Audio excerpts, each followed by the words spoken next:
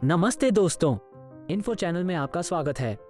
मैं हूं राजा और मेरे साथ हैं रानी, जो पौराणिक कथाओं की विशेषज्ञ हैं और जिन्हें मुझसे कहीं ज्यादा जानकारी है।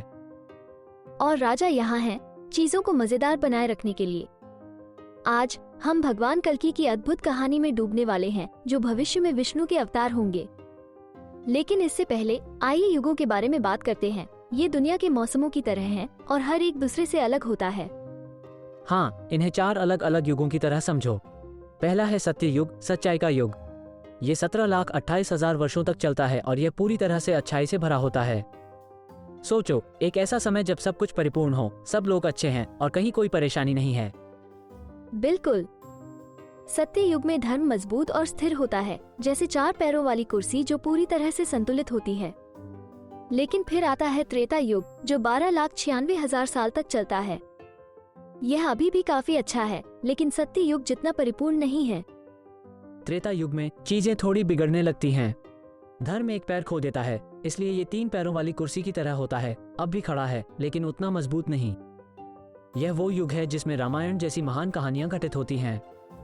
सही कहा। फिर हम द्वापर युग में प्रवेश करते हैं, जो 8,64,000 साल तक चलता है। यहाँ धर्म 2 पैरों पर खड़ा है और चीजें अधिक अस्थिर हो जाती हैं। यह उस कुर्सी पर संतुलन बनाने जैसा है जिसमें सिर्फ 2 पैर हैं। आसान नहीं है। द्वापर युग में हमें महाभारत जैसी कहानियां मिलती हैं, जहां अच्छाई और बुराई दोनों बराबर मात्रा में होती हैं। ऐसा लगता है जैसे दुनिया संतुलित रहने की कोशिश कर रही हो, लेकिन थोड़ा संघर्ष कर रही है। और फिर आता है कलयुग, अंधकार का युग, जो 4,32,000 साल तक चलता है। हम अभी इसी में हैं। चीजें वाकई कठिन हैं। धर्म बस एक पैर पर खड़ा है और दुनिया समस्याओं से भरी हुई है। कलयुग ऐसा है जैसे दुनिया अपने सबसे बुरे दिन पर हो, अराजकता, भ्रम और ढेर सारी चुनौतियां। लेकिन यही वो समय है जब विष्णु का अंतिम अवतार कल्कि प्रकट होगा और सब कुछ सही करेगा। लेकिन रानी, तुम्हारे लिए एक सवाल है। तुम्हारे हिसाब से कल्कि को उनके मिशन के लिए कौन शिक्षण करेंगे? कल्कि को कौन शिक्षण करेगा? मुझे यकीन नहीं है। मुझे सोचने दो। ठीक है, मैं तुम्हें वीडियो के अंत तक सोचने का समय देता हूँ। और हाँ दोस्तों, अगर आपको इसका जवाब पता है तो इसे नीचे कमेंट्स में लिखें। देखते हैं कौन सही जवाब देता है।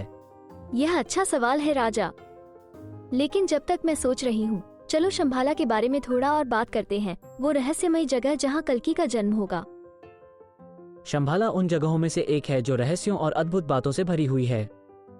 कहा जाता है कि यह एक छिपा हुआ स्वर्ग है, एक ऐसी जगह जहाँ पवित्र आत्माएं शांति और सद्भाव में रहती हैं। लेकिन ये सिर्फ कोई साधारण जगह नहीं है। शंभाला को एक आध्यात्मिक जगह माना जाता है जो हमारी साधारण दुनिया से परे एक उच्चतर स्तर पर मौजूद है। बिल्कुल सही। यह एक ज्ञान और बुद्धि का क्षेत्र है, जहाँ लोग उस समय की प्रतीक्षा कर रहे हैं जब कल्कि का जन्म होगा।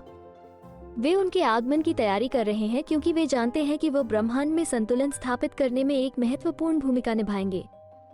और शंभाला अपने उन्नत आध्यात्मिक अभ्यासों के लिए भी जाना जाता है। कहा जाता है कि वहाँ के लोग अत्यधिक बुद्धिमान होते हैं, जो ब्रह्मांड के साथ सामंजस्य में रहते हैं। यह एक शुद्ध प्रकाश की जगह है जहाँ केवल योग्य ही प्रवेश कर सकते हैं। सुनने में अद्भुत लगता है ना? बिल्कुल। शंभाला केवल एक जगह नहीं है, ये परम शांति और पवित्रता का प्रतीक है। ये दुनिया का सबसे अच्छा छिपा हुआ रहस्य है, जो सही समय पर खुद को प्रकट करने की प्रतीक्षा कर रहा है। रानी, समय खत्म हो गया। क्या तुमने पता लगा लिया कि कल्कि को उनके मिशन के लिए कौन शिक्षण करेंगे? ठीक है, मैं तैयार हूँ। तो कौन है वो? वो और कोई नहीं बल्कि परशुराम हैं, विष्णु के 6ठे अवतार। वो एक महान योद्धा ऋषि हैं और कल्कि को आने वाले चुनौतियों के लिए तैयार करने के लिए सबसे सही गुरु हैं। बिल्कुल सही। परशुराम अपनी शक्ति और बुद्धिमानी के लिए जाने जाते हैं। ये पूरी तरह से समझ में आता है कि वे ही कल्कि को मार्गदर्शन देंगे। और याद रखें दोस्तों, अगर आपको यह वीडियो पसंद आया हो तो लाइक, शेयर और सब्सक्राइब करना ना भूलें। हमारे पास आपके साथ साझा करने के लिए और भी अद्भुत कहानियां हैं। और अपने कमेंट्स लिखते रहें। हमें आपकी प्रतिक्रियाएं सुनना अच्छा लगता है। देखने के लिए धन्यवाद और अगली वीडियो में मिलते हैं।